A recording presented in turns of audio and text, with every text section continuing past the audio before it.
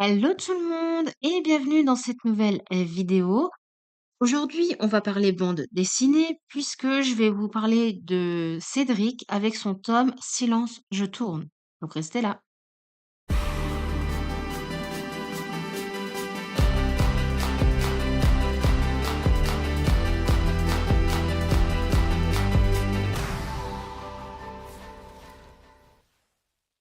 Donc Cédric est une bande dessinée humoristique belge de Raoul Covin au scénario et Lodec au dessin. Sa publication, elle a commencé en 1986, ce qui moi m'a surprise puisque je la pensais beaucoup plus récente, de par justement le dessin animé qui passait à la télé et que actuellement vous pouvez voir sur votre écran. Donc ce tome est le 30e et il est sorti en 2016.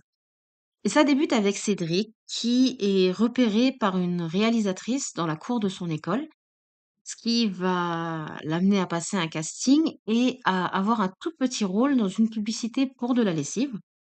Donc évidemment, lui, Cédric, il a des rêves de grandeur. Il se voit déjà superstar à Hollywood, en train de signer des autographes, en train d'arpenter les tapis rouges au bras de Chen.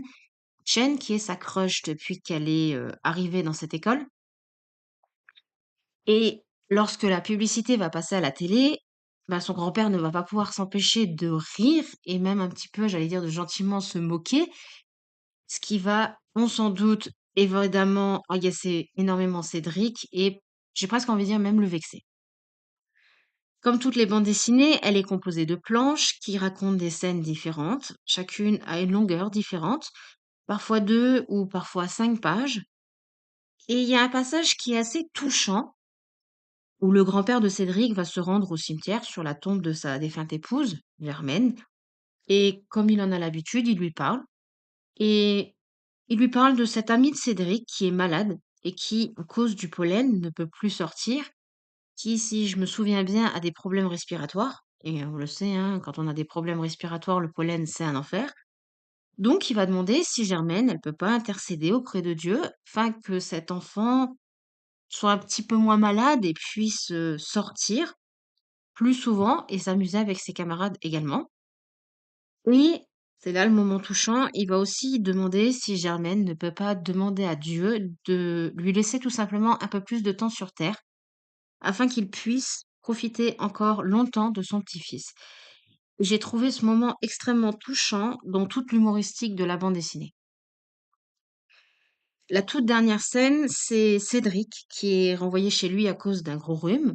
Donc on s'en doute, il est extrêmement contagieux.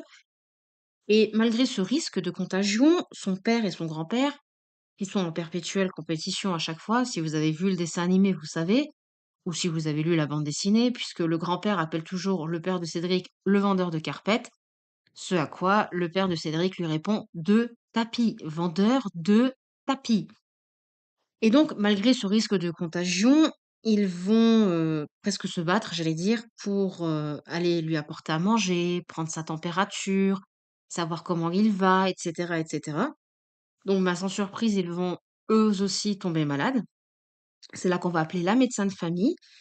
Et elle va tomber malade dans la voiture au moment de rentrer chez elle également. La bande dessinée, elle fait en tout 46 pages. Ça faisait extrêmement longtemps que j'en avais plus lu. Mais celle-ci était sympa, puis c'est le titre qui m'avait attirée également. On était en pleine période du festival de Cannes, et puis j'avais envie de lire des choses qui parlaient de tournage, et puis le titre m'a attirée.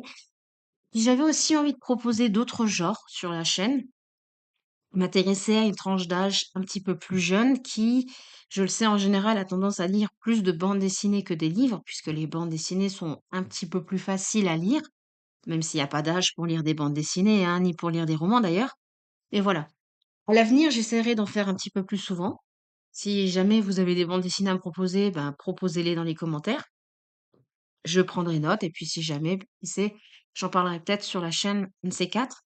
Et bah, si vous avez lu la bande dessinée comme d'habitude, n'hésitez pas à me donner votre avis, me dire ce que vous en avez pensé, etc. Ou sinon, dites-moi ce que vous avez pensé de cette vidéo. Et quant à moi, je vous dis à très bientôt pour une nouvelle vidéo. Bye!